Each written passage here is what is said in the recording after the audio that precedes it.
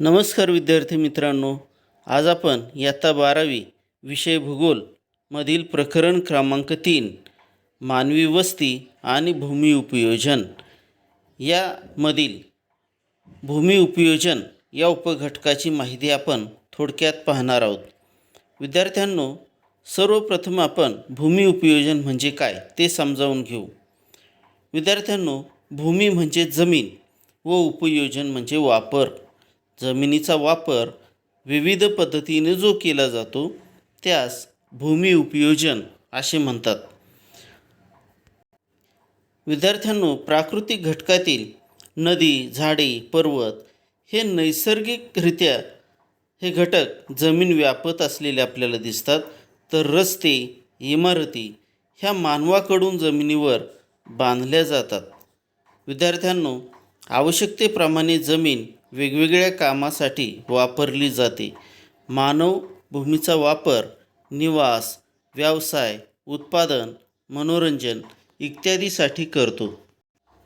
विद्यार्थ्यांनो, या ठिकाणी महत्त्वाची लक्षात ठेवण्याची जी काही गोष्ट आहे ती म्हणजे भूमी उपयोजन व भूमी आच्छादन यातील मूलभूत फरक काय आहे ते समजावून घेणे.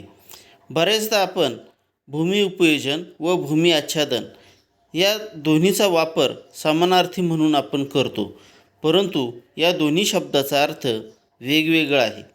भूमी आच्छादन म्हणजे भूमीवर आढळणारे प्राकृतिक घटक जसं वने, पाणी, खडक, बर्फ, वाळू इत्यादी. परंतु भूमी उपयोजन म्हणजे त्या भूमीचा उपयोग मानवाने कोणत्या कामासाठी केला आहे हे होय. उदाहरणार्थ, मानवाने भूमीचा वापर निवासासाठी, उद्योगासाठी आपल्याला केलेला दिसून येतो. भूमी आच्छादन हे उपग्रह प्रतिमाद्वारे समजले जाऊ शकते, परंतु भूमी उपयोजन हे उपग्रह प्रतिमाद्वारे सांगितले जाऊ शकत नाही. हे आपल्याला या ठिकाणी भूमी उपयोजन व भूमी आच्छादन यातील महत्त्वाचा फरक म्हणून सांगता येईल. विद्यार्थ्यांनो, यानंतर आता आपण भूमी उपयोजनाचे वर्गीकरण याला अनुसरून माहिती पाहूया. विद्यार्थ्यांनो, भूमी उपयोजनाचे वर्गीकरण 2 गटात केले जाते. अ. ग्रामीण भूमी उपयोजन व ब गट नागरी भूमी उपयोजन. यातील अ गट जो आहे ग्रामीण भूमी उपयोजन, या भूमी उपयोजनात जमिनीचा मोठा भाग हा शेती व्यवसायाशी संबंधित असलेला आपल्याला दिसतो. तर ब गट नागरी भूमी उपयोजनात जमिनीचा मोठा भाग हा विविध व्यवसायाशी तसंच निवासाशी संबंधित आपल्याला असलेला दिसतो. विद्यार्थ्यांनो, यातील अ गट जो आहे ग्रामीण भूमी उपयोजन यामध्ये कोणकोणते घटक येतात, कोणकोणते घटक भूमी उपयोजन मध्ये या ठिकाणी त्यांनी क्षेत्र व्यापलेलं असतं यांची माहिती आपण थोडक्यात यामध्ये पाहूया.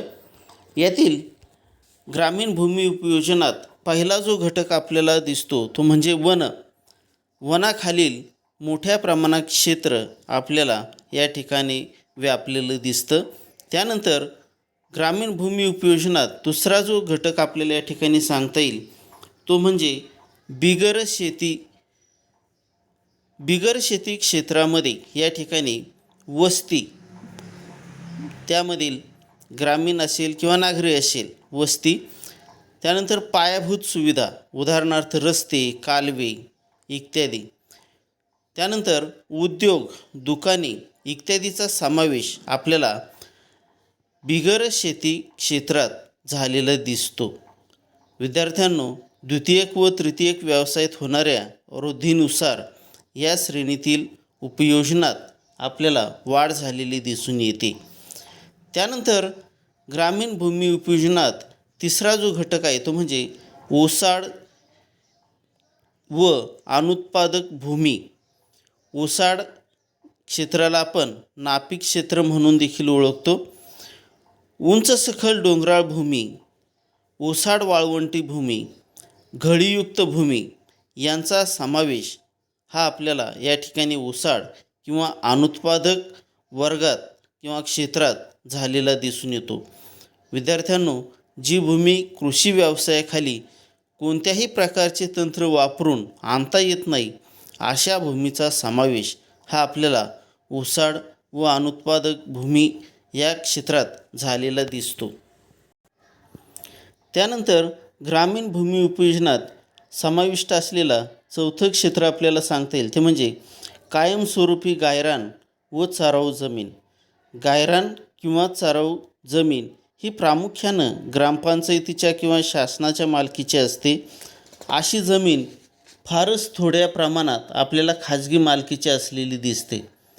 ग्रामपंचायतीच्या मालकीची जमीन ही पंचायतीच्या सार्वजनिक मिळकतीचे साधन असलेली आपल्याला या ठिकाणी सांगता येईल. त्यानंतर पाचवं जे क्षेत्र आहे ते किरकोळ वृक्ष, पिके व वनराई जमीन म्हणजेच निव्वळ लागवडीखाली नसलेली. या ठिकाणी यामध्ये निव्वळ लागवडीखालील क्षेत्राचा समावेश नसतो, तर फळबागा, फळझाडाखालील क्षेत्रांचा समावेश यांचा आपल्याला झालेला दिसतो. या क्षेत्रातील बहुतेक जमीन ही खाजगी मालकीची आपल्याला असलेली सांगता येईल. त्यानंतर सहावं क्षेत्र किंवा सहावं भूमी उपयोजन घटक म्हणून आपल्याला या ठिकाणी सांगता येईल तो म्हणजे पिकाऊ अनुत्पादक जमीन.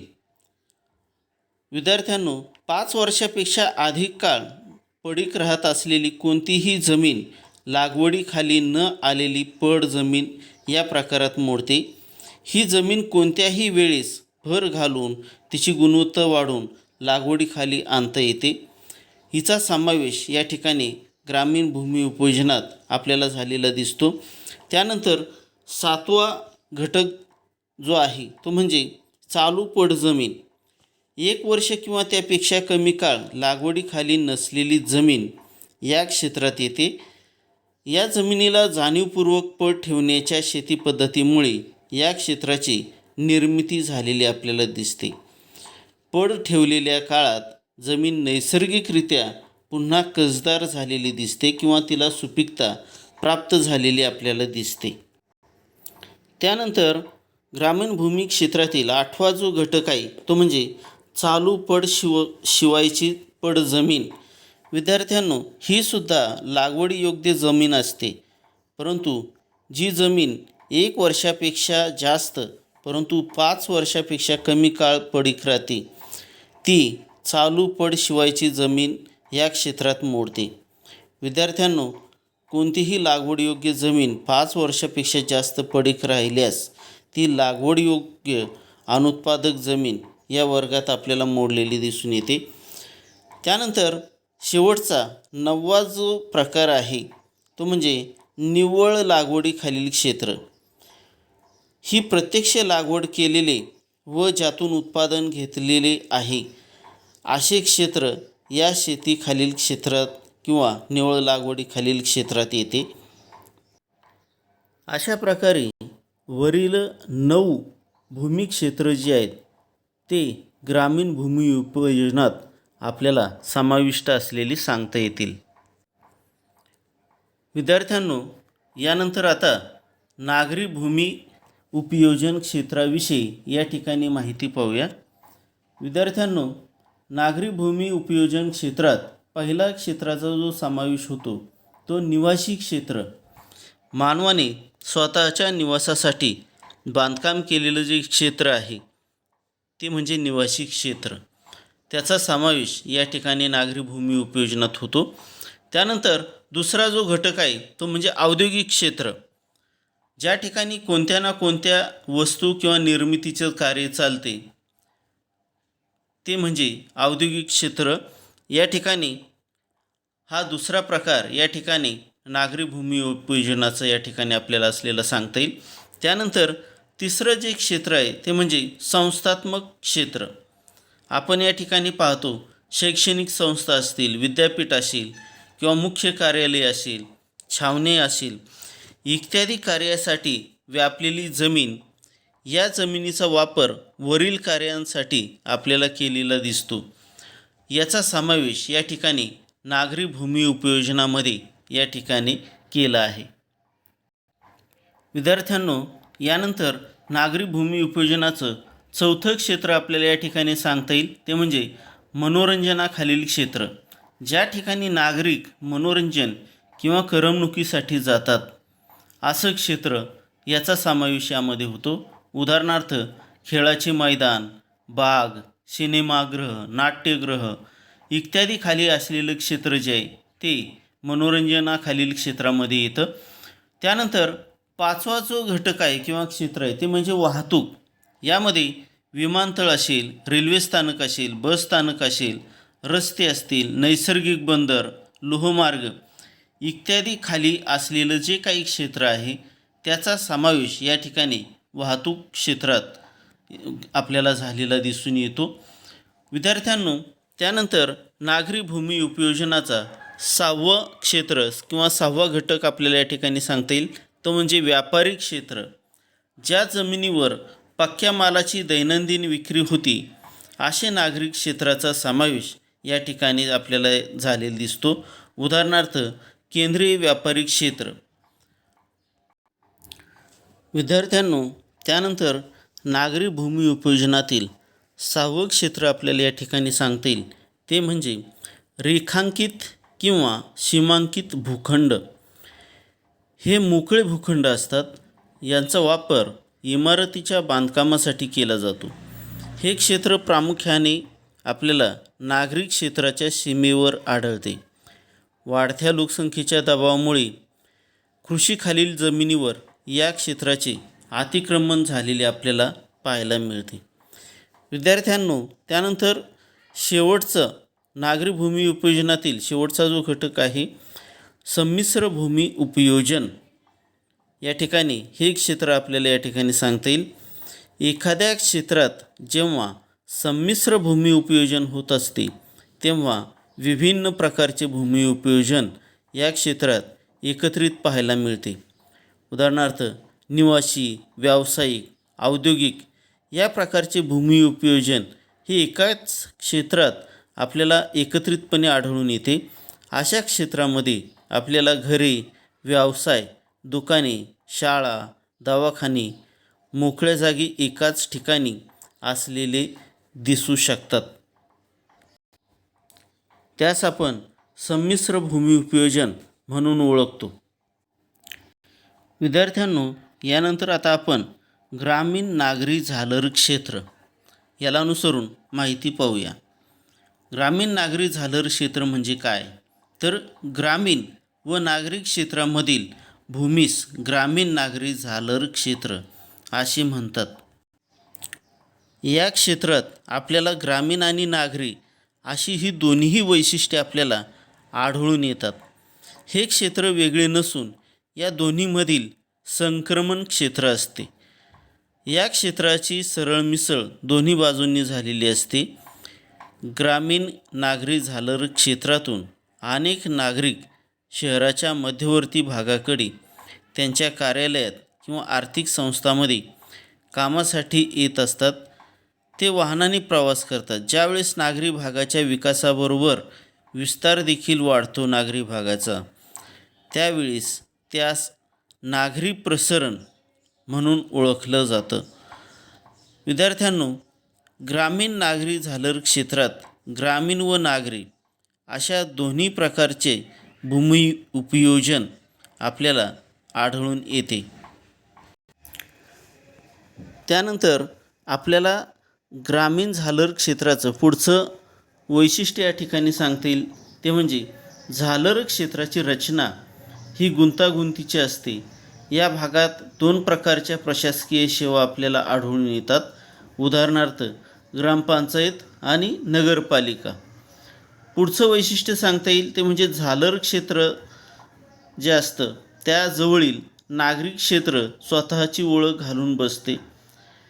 ही नागरी क्षेत्र जे असतात ही मोठ्या शहरात विलीन होऊन जातात व ते मोठ्या शहराच्या भौगोलिक प्रदेशाचे भाग बनतात. त्यानंतर 6वं वैशिष्ट्य आपल्याला या ठिकाणी सांगता येईल ते म्हणजे मोठ्या शहरापासून दूर असलेली नागरी क्षेत्र जे असतात ती स्वतःची ओळख सांभाळून राहतात.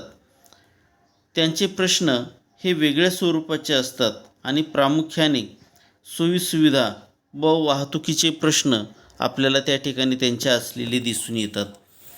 त्यानंतर ग्रामीण नागरिक क्षेत्राचे पुढचे वैशिष्ट्य या ठिकाणी आपल्याला सांगता येईल ते म्हणजे झालर क्षेत्रातील ग्रामीण भागात काही प्रमाणात विविधता आपल्याला आढळून येते. शेतीसाठी वापरात असलेली जमीन ही निवासी किंवा औद्योगिक क्षेत्रात परावर्तित होत असलेली आपल्याला दिसते. त्यानंतर पुढचं वैशिष्ट्य सांगता येईल, काही वेळा पूर्ण ग्रामीण भाग तसाच राहतो आणि तो केवळ नागरिकांच्या राहण्यासाठी व शहरात रोजच्या प्रवासासाठी वापरला जातो. हे एक वैशिष्ट्य आपल्याला या ठिकाणी सांगता येईल. त्यानंतर पुढचं 7वं वैशिष्ट्य सांगता येईल, नागरी झालर क्षेत्राच्या पुढे ग्रामीण झालर क्षेत्र असते. या भागातील ग्रामीण भाग हा काही प्रमाणात नागरीकरणाने संक्रमित झालेला आपल्याला दिसून येतो. तर विद्यार्थ्यांनो, अशा प्रकारे आपल्याला ग्रामीण नागरी झालर क्षेत्र आणि त्याला अनुसरून माहितीची आहे हे आपल्याला सांगता येईल.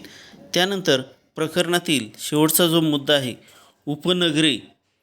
उपनगरे याला अनुसरून जी माहिती दिलेली आहे ते आपण थोडक्यात पाहूया.